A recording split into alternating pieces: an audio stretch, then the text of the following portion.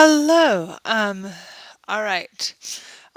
This is a very, very interesting discussion board right here.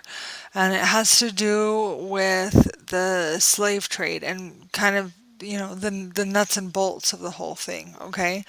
Um, so, um, Let's dive right into it. All right. So, from these documents, I want you to tell me which gave you the most information about the Middle Passage and use evidence to back it up. And how are the documents similar? How are they different? And how would you sum up the experience of the Middle Passage? So, document A is a Portuguese textbook. Okay. Portugal was one of the first European countries to engage in the African slave trade. Portuguese ships played a key role in the slave trade between Europe, Africa, and the Americas for several centuries. The following excerpt comes from a Portuguese high school textbook. Now, I'm not exactly sure when this textbook. Oh, 1994. Okay, so that was when it was. So that's kind of interesting, I think. And then document B is a slave ship captain. Captain Thomas Phillips transported enslaved people from Africa to Barbados on the ship Hannibal in 1694. The ship left the African island of Sao Tome on August 25th and arrived in Barbados on November 4th. The Royal African Company of London funded the trip. This is an excerpt from his journal about the voyage. Okay, so this is going to be a very different excerpt, a different way of looking at the Middle Passage and what was going on there. So that's kind of interesting. And then we have a document C, which is a slave ship doctor. Alexander Falconbridge served as a doctor known as the surgeon on British slave ships, during the 1780s. He later wrote a book, an account of the slave trade on the coast of Africa, about his experiences. This book became popular among abolitionists, and he later worked in the Anti-Slavery Society. These are excerpts from his book. Okay, so this is definitely a different way of looking at it, even from the captain. Okay, so captain, doctor, textbook, right? And then we have a diagram, okay? And this is part of a diagram depicting the British slave ships Brooks after the passage of the Regulated Slave Trade Act of 1788. This law, which sought to improve conditions on slave ships, was passed in response to rising opposition to the slave trade in England. The document depicts how many enslaved people could be placed on the ship within a 6 foot by 1 foot 4 inch, with 6 foot by 1 foot 4 inch allowed for each man, 5 foot 10 inch by 1 foot 4 inches allowed for each woman, and 5 foot by 1 foot 2 inches allowed for each boy. The ship could hold 454 enslaved people.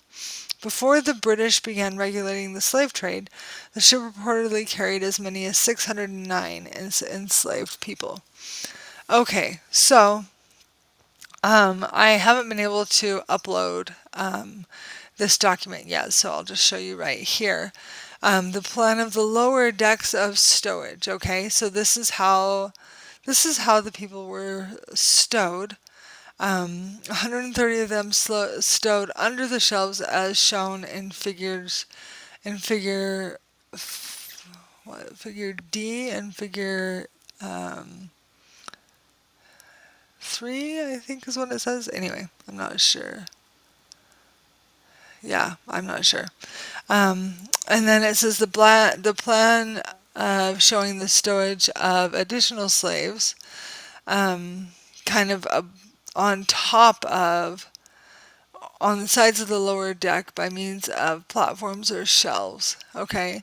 Um, and so, yeah, so this is how the slaves were stored. Now, You would think that in this sort of storage, a lot of slaves would not make it. And it's true, a lot of slaves wouldn't make it. But the truth was, the more slaves you could pack on to the ship, the better, right? Because then that meant more money for you. Okay? So, they divide up the women from the boys from the men, and that's kind of interesting um, to see how that's done and to see how much room is not given to any of them. All right, so that's kind of an interesting thing to look at. Document E is the autobiography of a former enslaved person's. Um, he's one of my favorite, really. I've studied Aluda Equiano for a really long time, for years and years and years, and he is so interesting. It says Aluda Equiano was born in West Africa. As a young boy, he was kidnapped by an African tribe and sold to European slave traders who took him to Virginia. He eventually purchased his freedom and moved to England, where he became active in the abolition movement. He later wrote an autobiography describing his experiences as an enslaved person. Recently, a historian located evidence indicating that Equiano was actually born in South Carolina. However, other historians maintain that there's strong evidence corroborating Equiano's account. Moreover, this is one of the only accounts of the Middle Passage from the perspective of an enslaved person.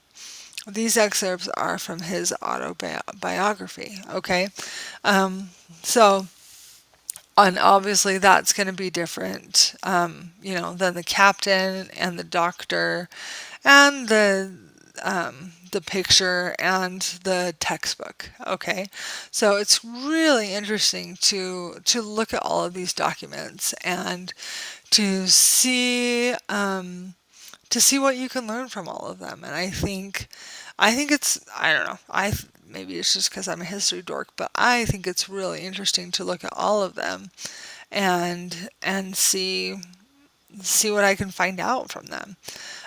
Which documents give you the most information about the Middle Passage? Tell me what information you've got. Tell me what you found out. How are the documents similar? How are they different? How would you sum up the experience of the Middle Passage? And I've done a little bit of